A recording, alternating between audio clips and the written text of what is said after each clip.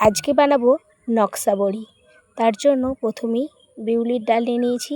বিউলির ডালটাকে আগের দিন রাত থেকে ভিজিয়ে রেখেছিলাম, ভালো করে একটা পেস্ট বানিয়ে নিয়েছি।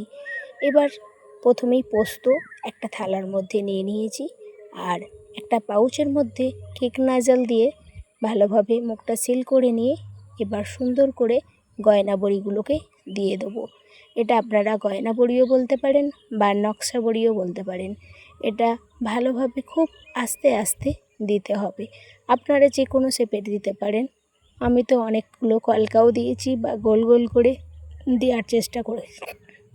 এবার এইগুলোকে সুন্দর করে রোদে দিতে হবে।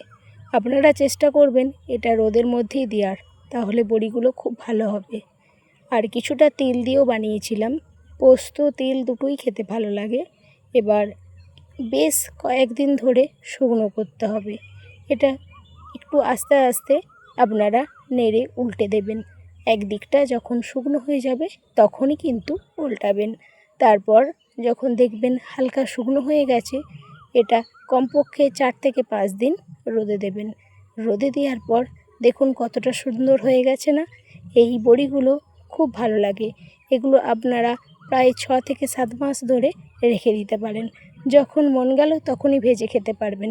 নিরামিষ দিনে এই গরম গয়না বড়ি ভাজাটা খুব ভালো লাগে।